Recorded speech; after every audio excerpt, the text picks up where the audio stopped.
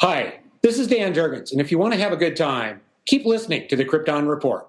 It's a bird. It's a plane. This is Jason J. Lewis, the voice of Superman on Justice League Action. This is Mark Wade, writer of Superman Birthright. And you're listening to The Krypton Report, the All Things Kryptonian podcast, including Superman and Supergirl. We discuss games, movies, cartoons, TV shows, and comics. Find us on Facebook, Instagram, YouTube, and Twitter. Welcome to the Krypton Report.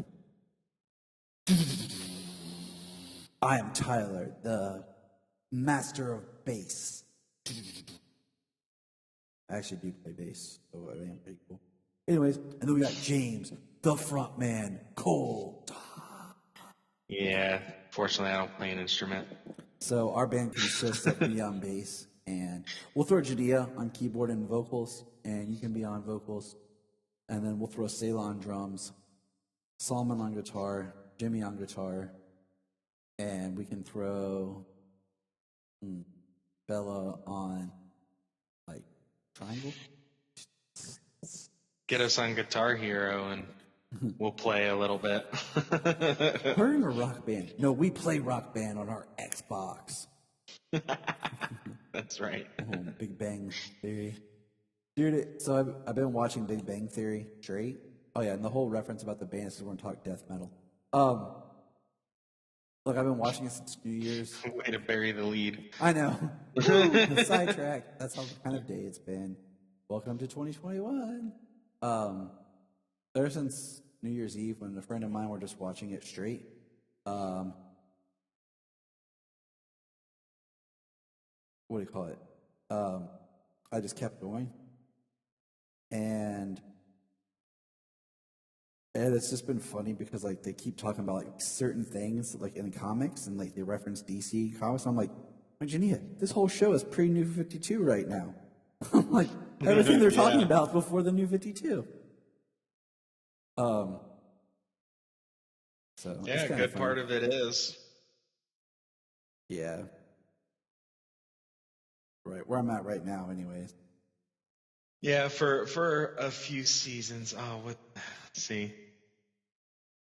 Just ended 2008 is when it started.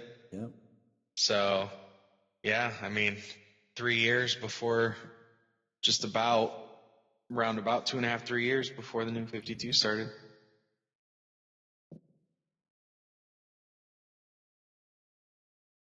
But anyways, we got a couple quick notes, and then we'll get into some metal. So they announced a new animated feature, or what was it? You sent me the picture of a Justice Society film? Yeah, what's that? Justice Society, World War II. So that's exciting. Yeah, we got that confirmed, like what it was, they were making that was the next feature to come out after Soul of the Dragon, which that comes out is like actually due out in Blu-ray and just in like 3 weeks, less than. Yep. Yeah, sounds about right. That was a pretty cool shot. Yeah, Justice Society World War II. The image they released is a Jay Garrick Flash, a Hawkman, Wonder Woman, Hourman, and a Black Canary. Looks like Black Canary. Yeah. So. Got Stana Katic as Wonder Woman. Not sure. I haven't looked her up. And then we got Matt Bomer as the Flash. Well, Stana did Lois Lane in Matt Bomer's Superman movie, Unbound. She was on Castle. Really? She was the one. She was on Castle. That's where you'll know her from, like live action. She was the main female lead in Castle with Nathan Fillion. Yeah. Yeah, I know who that is then. So yeah. Anyways, there you go. It's a single image. I mean, that's all we got. Yep. And I was excited to hear that this one was coming out, so I'm waiting to see. So am I. We'll get some first look stuff come come the release of Soul of the Dragon. You know, I'm excited just because it's a little bit of a change up. I was actually looking at my movies a little bit ago, and I was like, man, what do you call it? Like, was Superman Man of Tomorrow the last one that really happened? I'm like, been that long? I feel like they come out quick, and then there's like this longer break, you know. But could just be me, you know. I'm crazy. That's possible. Well, we're still waiting to see what's going to happen. We got this movie, and we got these 2 movies next, and then what's after that? I don't know. It's supposed to be a long Halloween at some point in time. Because usually what they do is that's right. Yeah. They tell us up to like mid-year, and then at Comic-Con in July they tell the next year's. So then we get a trailer for whatever's next, right? Because like they have one that comes out right before Comic-Con or right after or whatever, so that it's kind of hidden until they announce it. So, but the other news that we have in DC is not that big of news. It was kind of something we all already knew, just waiting for confirmation that they have decided not to do Green Arrow and the Canaries.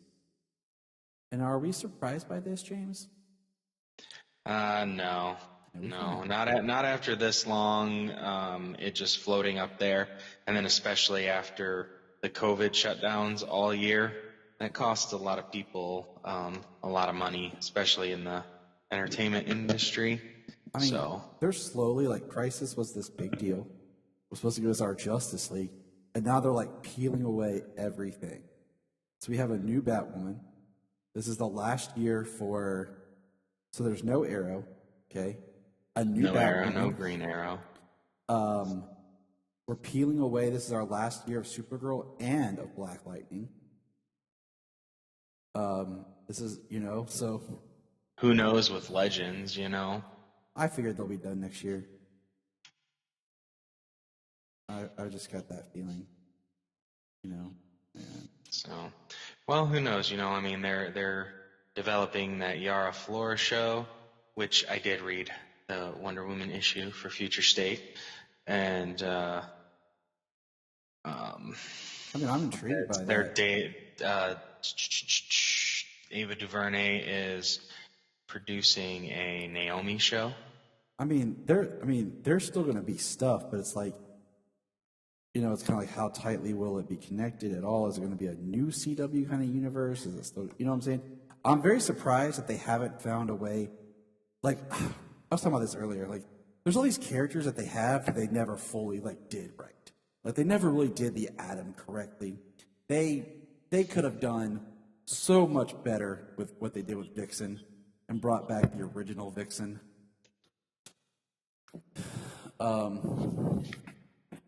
And they could have just, there's, you know, it's like they're letting one side of this whole thing go, and they're building a new universe, which is cool. So it's life. It's how it goes. Well, we still got some shows to look forward to this year. It's not drastically changed just yet. We still got Flash.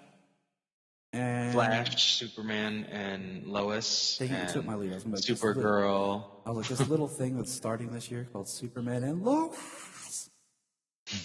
I feel like I gotta yell everything since it's the death metal episode. Like, what's up, James? Yeah, I can't do the metal scream. I can't either, dude. I thought I was the bass player.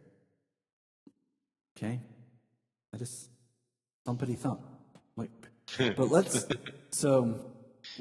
take back actually, and just kind of briefly talk about, you know, Dark Knight's death metal really was, and I've said this over, a Crisis series level event that nobody really saw coming.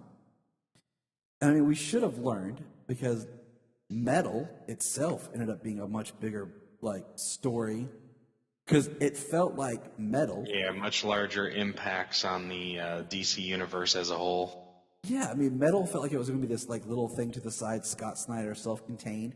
But then we got the Batman Who Laughs, or He Who Laughs, or Laughs. You know, The Darkest Night. God, the guy's got more titles than anything else. He friggin' permeated everything, dude.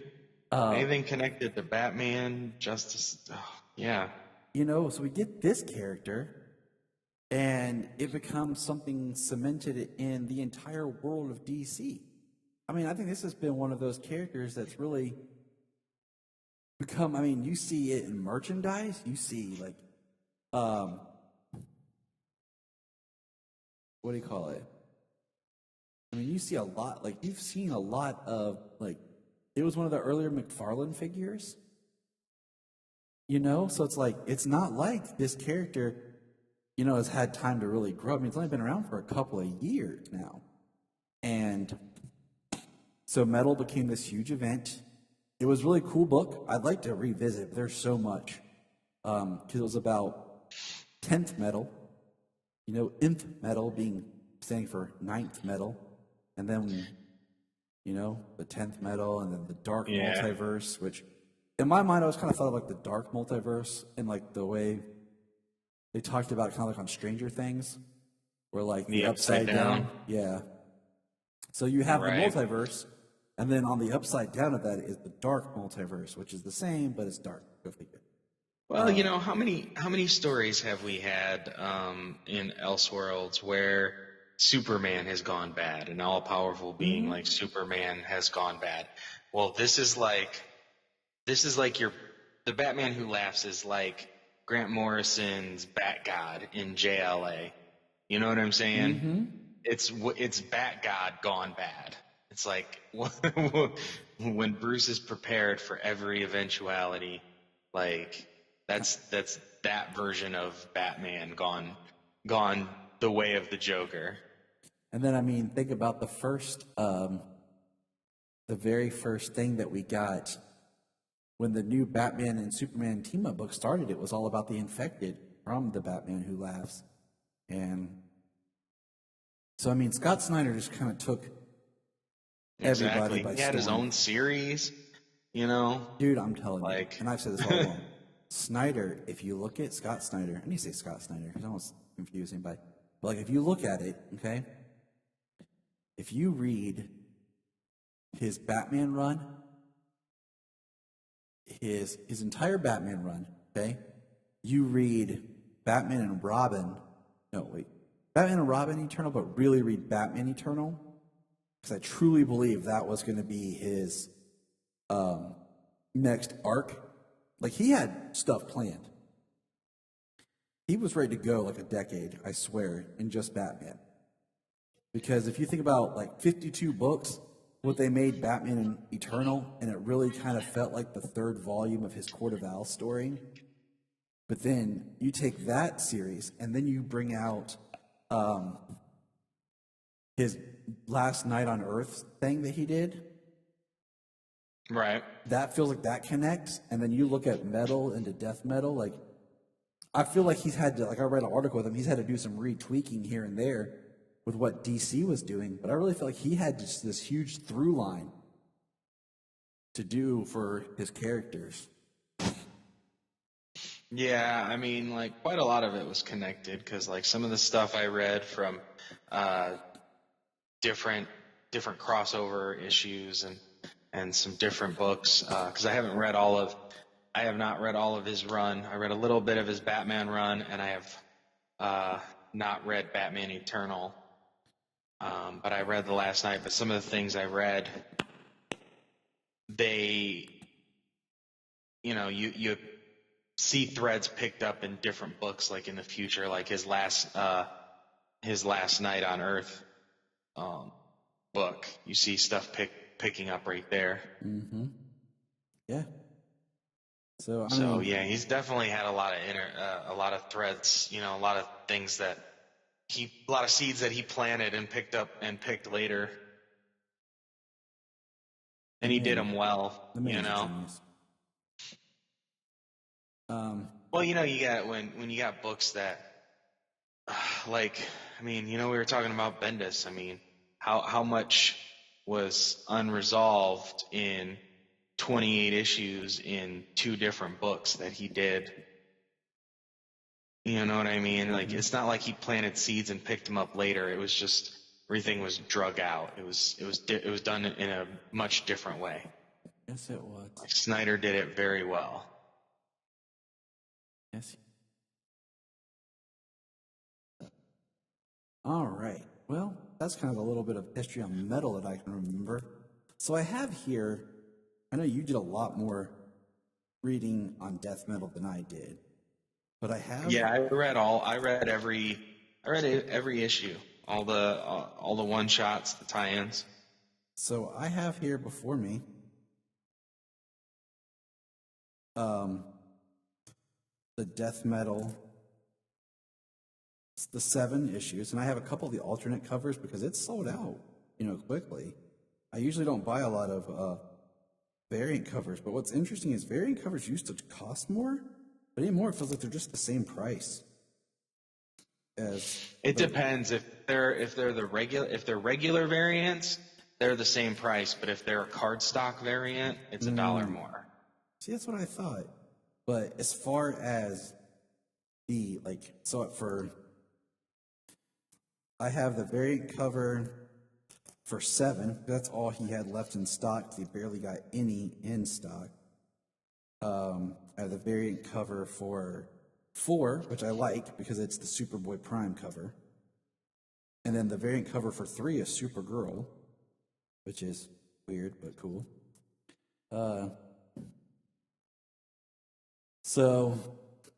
And then I have, as far as tie-ins, the only tie-ins I got was I bought Secret Origin, the last stories of the DC Universe, and the last 52 War of the Multiverse. Which I have those ones. I thought I had my Wars of the Multiverse. Where'd that one go?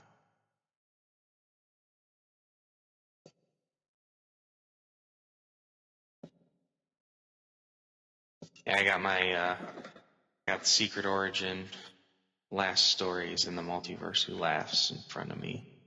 So where's my other ones? I try to keep it. I mean, let's just face it. DC obliterated us with the end of certain runs with Metal and with Winter, Endless Winter. They just dropped a huge bomb on us to buy books. I was like, dang it, DC, it's already December. Yeah, come on. Yeah, I probably put some away in my box. I had to dig mine Usually out. a small stack grows, and then when I read a bunch, I put them away, and then a small stack grows, and just a repeated cycle.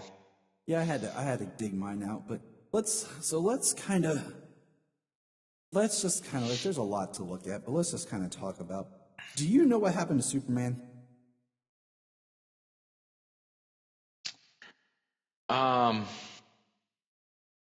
You know what? I did have to go back and look that up because I wasn't sure that it actually stuck out. I mean, I know he's corrupted by the anti-life. That is what's changing his cells. Yeah, they talk about him being he's corrupted by the anti-life and he's fighting it off. And same thing as Batman. Something similar to Batman. Batman's dead, and he's using a Black Lantern ring to remain alive. The only one who's really alive and good is Wonder Woman, with a chainsaw. Yeah, she surrendered and agreed to be the warden of hell, of the underworld. And she watched over all the prisoners down there.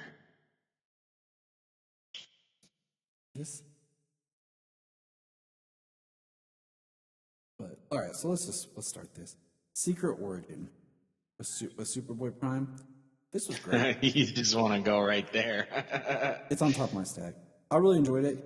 I kind of wish they tried to redeem Superboy Prime. I feel like I want a little bit more of how did he get his power? It's a falling star. She says, make a wish, and then he's flying. and then we're in Crisis. So I kind of wish, I feel like you need to like pause, go read Crisis and everything else, and then come back to this book. But I do like that he's fighting He Who Laughs, the darkest night, laughter incarnate, you know. But it is extremely, because then I feel like at the end, like, it's like super meta, because now he's back in his room as a boy, holding the comic that we're holding, reading. So it's just like, okay, all right. You know, it was, I mean, I liked it. You know, like, I liked it. but it's like, then you gotta think, man, that's Superboy Prime, though. Like, yeah, that boy's, he's punching the source wall, you know? Right. I mean, I know of some of the story points, but I haven't read Infinite Crisis yet. Okay, so yeah, I was thinking about that today. Like, I was like, because ironically, it was referenced in the last one of the episodes of Big Bang Theory I recently watched. So I need to go back and read Infinite Crisis and really, really dive into that thing. Yeah, I wanna go back, or I wanna read that. I haven't gotten there. Yeah, I read Crisis on Infinite Earths. I've read the original Crisis. So, and then it's Infinite Crisis next, right? Mm-hmm. Yeah. The last stories of the DC universe, I really like this one much better than I did the last 52. The last stories of the DC universe, I really liked the Gail Simone Green Arrow story and Black Mirror. Like, I really liked that story a lot. I even tweeted at Gail Simone when I finished it, and she replied back to me, so that was dope. Like, I was sitting there actually talking to her a little bit. Like, I really like your story. Shared that. That was awesome. I'm like, because I love Green Arrow, and he's like my antithesis character. Like, I like the character, but like, he's not like me, you know? Like, but I really enjoyed it, and it just really was a way of showing the heart of Diana and Oliver. And I thought it was interesting that we just really get to see the Diana and Oliver story. Because, like, I mean, come on, seriously, we've had 2 live-action Green Arrows, and neither of them have done the Diana and Oliver story correct. Right. It was funny, they have from a different Earth, Dinah is Green Arrow and Oliver is Black Canary. Mm-hmm. And they meet their daughter. The daughter of that Oliver and that Black Canary is who our Oliver and Black Canary met, and they just immediately welcome her into the battle as like family. Yeah, and that's I like this book too. That was, and then I like the Green Lantern story, where he actually got Sinestro, a Green Lantern ring, and they flew off together. That was a good one. I'm going to it. Hold on. Where is that? At the end, they're flying up to see if they can fly above the clouds. It says to see if there's any blue left up there in the sky. Mm-hmm. Yeah. I like the way this book is framed. Really good one. With like the beginning being like the main story with Donna Troy and everybody and all the Titans, and then it says begin interlude, and then you read all the other stories, and then it comes back out.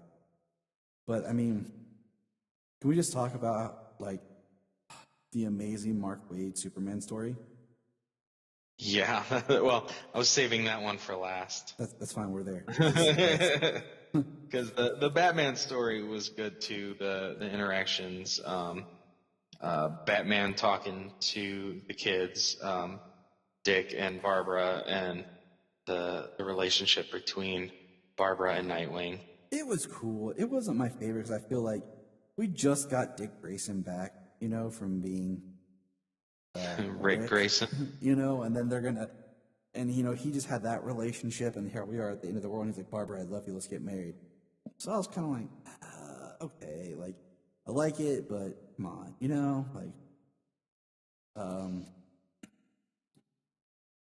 So, but man, the Superman story though, where he talks about getting a piece of John's tech, and he can only go back a little bit, like an hour, and he basically makes like a loop and goes back continually to make more of himself to exist, so they can do more stuff to inspire the world.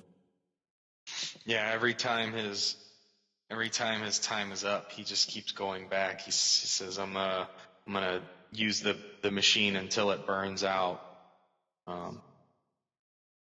Just traveling back in time over and over and over and over and over again, and helping so many people around the world. He puts back on his classic costume, so you see him like in his regular costume with the long hair and the rock hand, and he's just going around saving people and fixing a bridge and getting people food and towing a humongous thing to plow a field and building a renewable energy solar farm.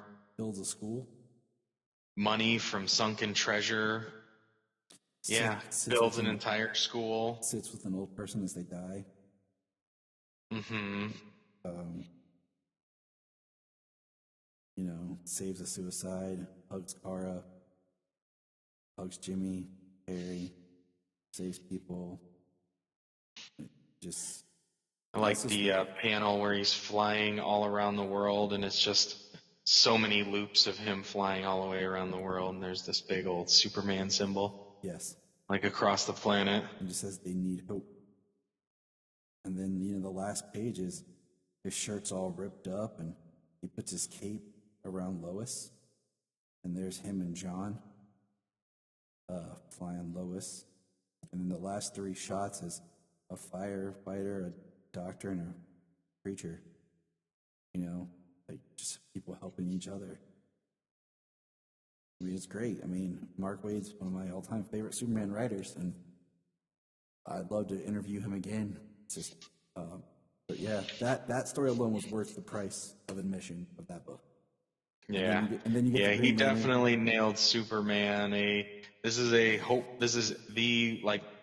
a top choice hopeful Superman on the last day on Earth.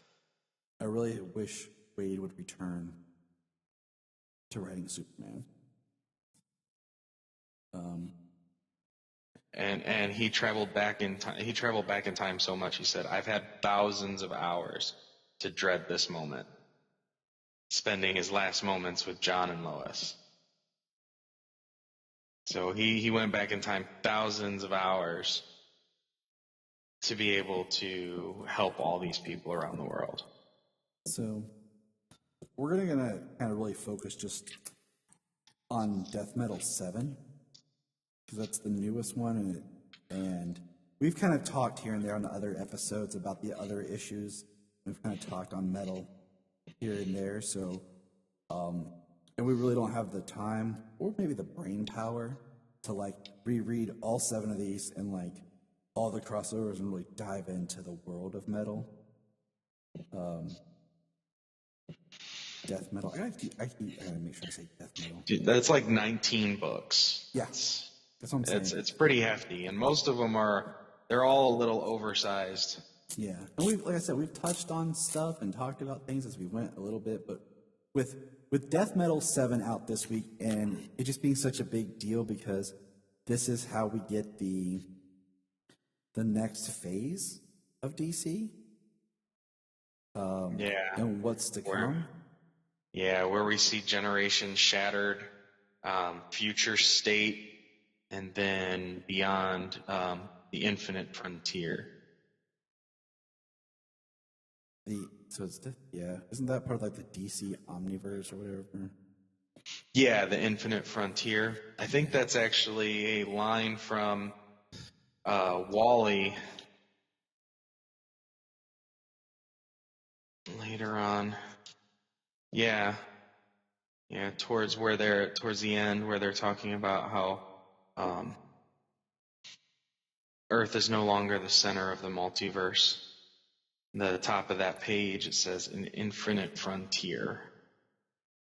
Mm-hmm. So when we open the book, we see little snippets of everything that's going on, and it's coming all from Wonder Woman, who is covered in like gold and massive, and She's now the lightning rod for all of the anti-crisis energy. and the Darkest Night is just ridiculous. It's like shit. He turned himself earlier in the series. He turned himself into a lightning rod for crisis energy. So it is the last two most powerful beings duking it out. Yeah. This Positive and negative, positive. And so they're fighting, and we see bits of like the different battles. Like we see the Titans battling, and then he just flicks his hand and throws them. Wonder Woman has to jump to save them, and then he tackles her, and they talk about flying. He hit her so hard they fell back through time, back through history itself, past round tables and the birth of a new kind of human. Like, that's heavy stuff, you know? So, that's pretty crazy, if you think about it. I like when they're going back through time. They passed Etrigan the Demon. Camelot, Camelot, by your beauty I'm struck. Even the demon must admit what the... He rhymes, so you know what he's did there. I lost it. I was laughing so hard. I think he took a picture of that. I did. I sent even it in the chat. I did, and I sent it to Jania too because she'll find this funny. She likes Etrigan. But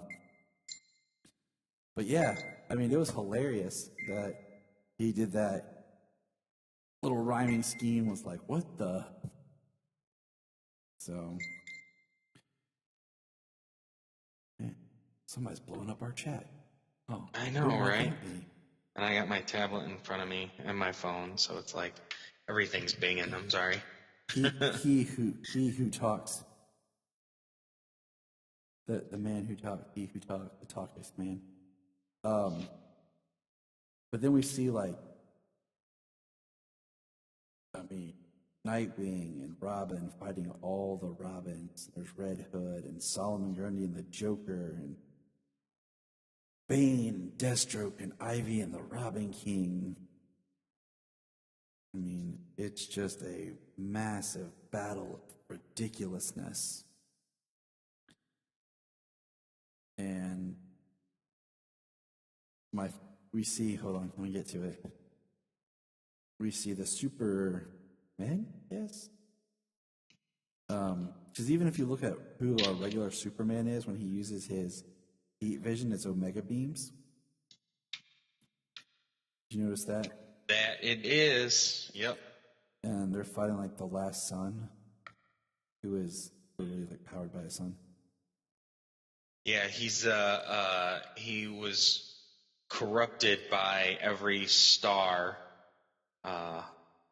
after he got lost in the universe. Yeah, so he's basically like a living star. And meanwhile, Wonder Woman's battling and sees the hand of like creation, the hand that made the multiverse coming. And, we see the Flash is fighting all the different worlds. and we see Barbara get taken down, Bane taken down. But the Joker has the best line in the whole book. Yeah. Help, cough. Just give me a moment to gather myself. And you see him laying there with his guts literally hanging out. Yeah, it looks like he's trying to pull his intestines back up into his body. You know, we see steel melting. We see our Clark fight the big Sun Rock man. Meanwhile, the Batman Who Laughs and Wonder Woman are talking with the Hand. And she kicks the hand that knocks him down. It's so much, like, it's so well written, so much. This art by Greg Capullo, though, I mean, and then all the others involved. I mean, Hulu and Snyder have been going at it for 10 years. This will be the 10-year anniversary of when the New 52 started this year, this fall. Right. Yeah, Wonder Woman knocks the Darkest Night. She's beating on him, and she says, it says, and with every star-shaking impact, she feels his power fading, feels him growing, afraid of her. And she hits him so hard, she knocks him back into the future and all the way to the end of time itself. They said, what do they call that? A death sun? Yeah. Yeah. You know what I say? That's heavy. But nothing's as cool as the next part where the Robin King is coming and there's our Batman, the Black Lantern ring. He cut his hand off and he says, "Did you really think I'd keep the real ring on my hand?" And he pulls out the real Black Lantern ring and he raises all of the dead that have been fighting with him. So we see Nightwing, Bane, Batgirl, a one-armed Red Hood, and Alfred. So that was creepy and cool at the same time. Seeing Alfred back. Right. And then we get Lex Luthor comes out into space with this armor he's never used before, powered by a captured, shrunken black hole. Yeah, I can't think of the science behind that. I'm just going to roll with it. Yeah, of course. And then so that's basically he the says, end of no our way Superman. this universe ends without me getting to kill at least one damn Superman. Now go. And there's Luthor fighting him. And then we see Diana. And then we get what's probably the coolest looking art, which is based on the cover if you have the regular cover. And that is the Wonder Woman of Death Metal and then a very classic Wonder Woman. Talking, and she is basically the representation of the Hand. We're talking about how this Wonder Woman's going to ascend and become something larger and bigger, and how they're going to. Where is it? Yeah, the Hand being says, "I will take a form perceptible to you." She can't even understand what she's looking at unless they change. You have caused us to rethink our methods. We will be, she says, our multiverse, and then the Hand says, we will be restored, yes, but quite different than before. First of all history, all stories will be remembered and set once and for all. We have seen, too, that perhaps there is no place for walls or boundaries when it comes to your kind. So we shall remove them, but know that no reality has been constructed this way before. Everything will be new to you and to us. Greater threats, yes, but greater possibilities.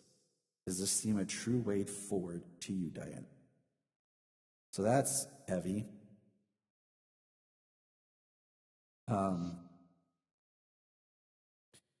And then they go off, and that's basically the kind of the end of Metal, is them two walking off together, because the next is the art changes, and it's Superman giving a speech, and it's like a voiceover about, Diana.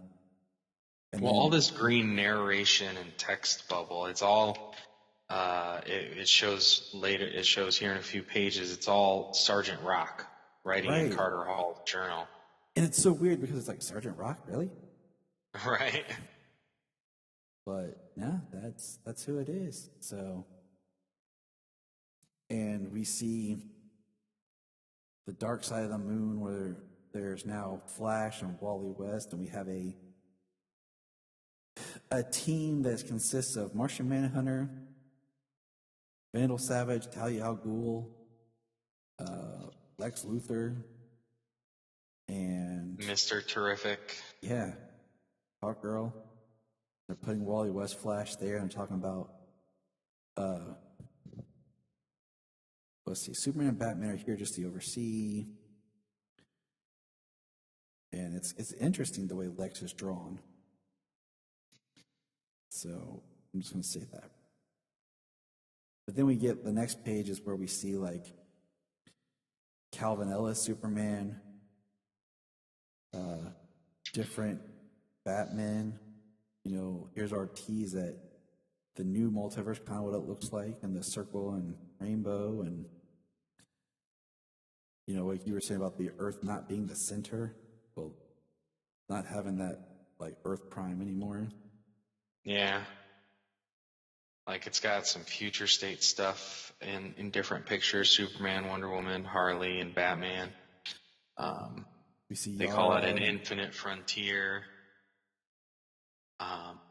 This is the thing we've discovered. The disturbing thing is that our Earth, is no longer the center of the multiverse. This is we don't know, but we've detected not one